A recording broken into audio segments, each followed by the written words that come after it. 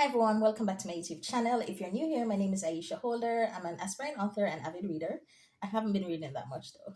So this summer I want to fall in love with reading again. While I have been reading, it's been increasingly difficult to stay focused and actually sit down and read, especially when it comes to physical books. So I'm making this TBR essentially to keep myself accountable.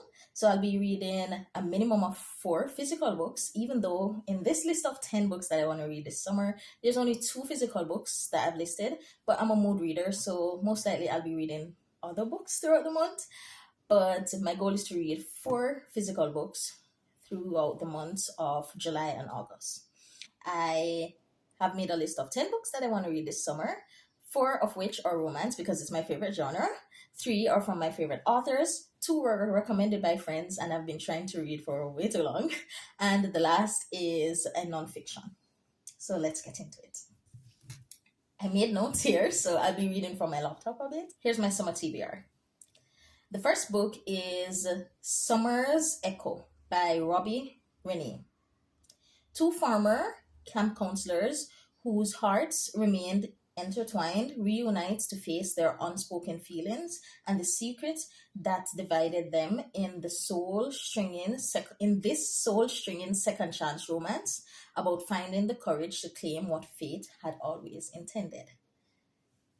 The cover is beautiful. So I just saw this book when I think I was shopping on Audible, and it was discounted at the time. So I just bought it, and now it fits perfectly because I want to read for romance, and the book look interesting. So I'm hoping that I like this one. I've never read anything by this author. She's new to me, so let's see. Fingers crossed.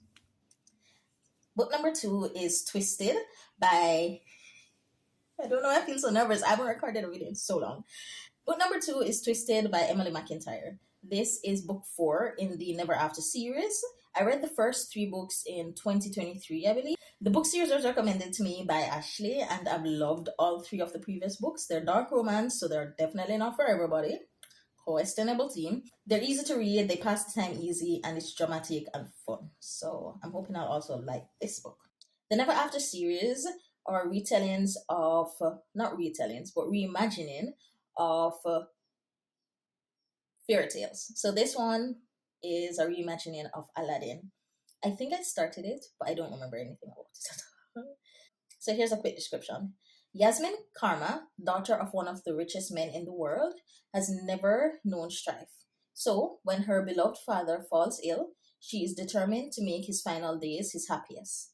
His last wish to see her married to a man of his choosing. See what I meant about questionable team? Like, why do you want to choose it? Anyway, except Yasmin's heart already belongs to someone else, a servant, a street rat, a man her father would never consider worthy. Stuck beneath a rock on a hard place, Yasmin strikes a desperate deal with her father's right hand man, Julian, not realizing he has his own twisted agenda. Now for book number 3, it will be Instructions for Dancing by Nicola Yoon.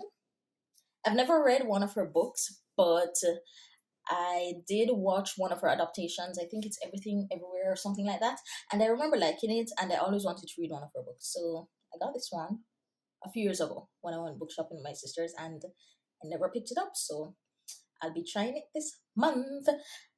I didn't read much about the book, so I don't know exactly what it's about, but I did put down a little description here. Let's see. Eva Thomas doesn't believe in love anymore, especially after the strangest things occurred.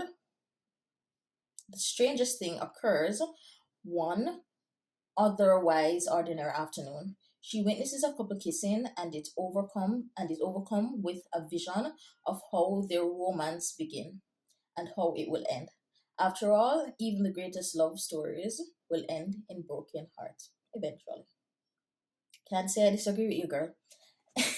Anyway, book number 4 and the last romance on the list is Blue Dahlia by Nora Roberts.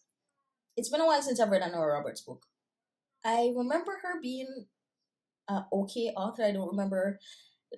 I can't remember any of her books in details, but I want to get back to reading her books because she's a classic romance author, and I want to know if she's one of my favorite authors. So I was just searching through books and I found this one, so I'll be listening to this in audiobook. Recently widowed, Stella has found a new love in Logan, but there is someone who isn't happy about Stella's growing feelings for Logan. That's it. Again, I don't go too deep in the descriptions. Sometimes they get a bit spoilery. Now for the three books that I'll be reading from three of my favorite authors. I'm so excited. The first is House Party by Justin A. Reynolds. I read The Opposite of Always. Instantly, he was one of my favorite authors. So obviously, I'm going to be reading all of his books.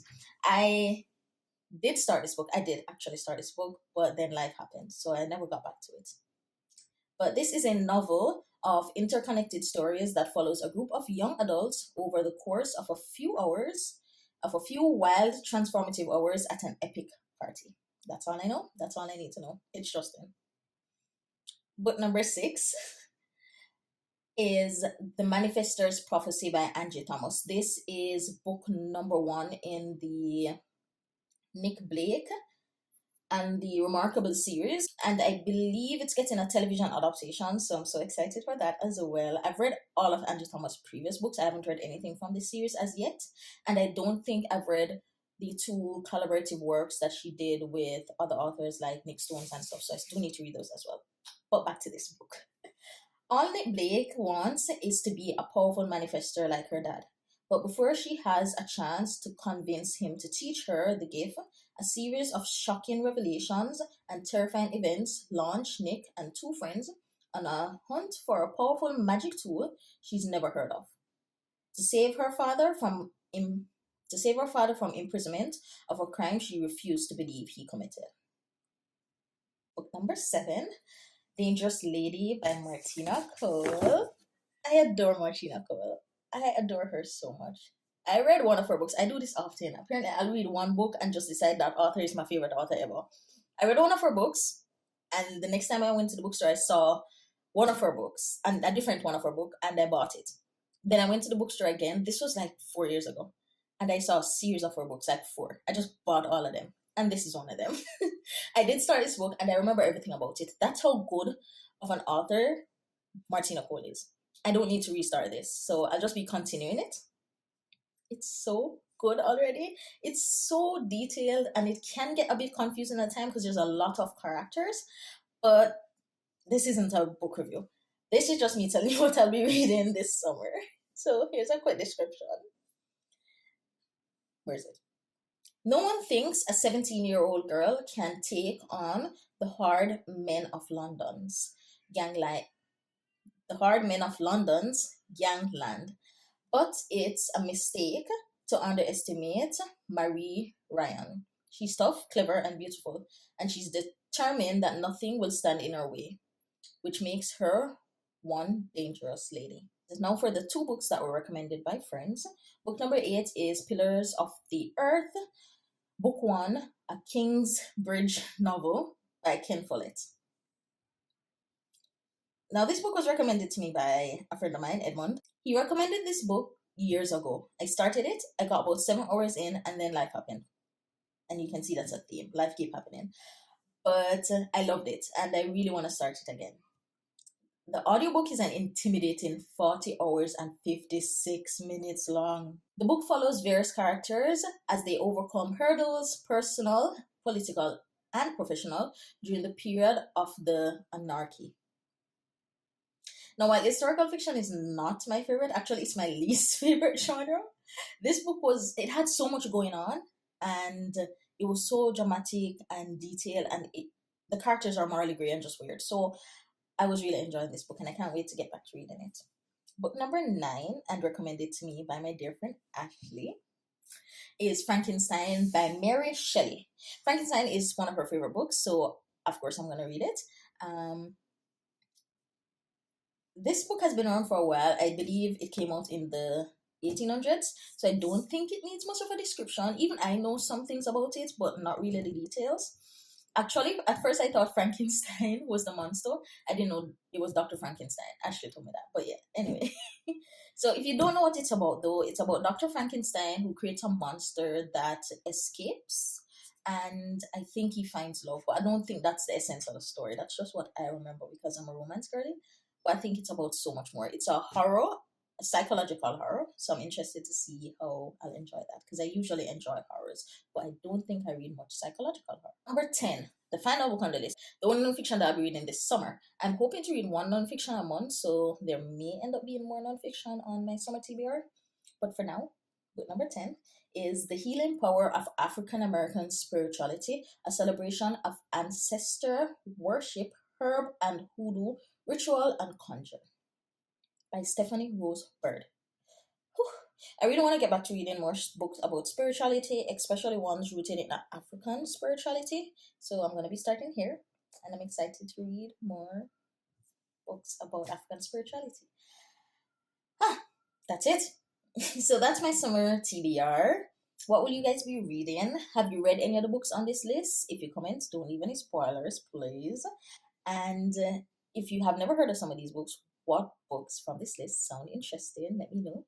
And that's it. I'll see you guys next Monday. Thank you so much for watching.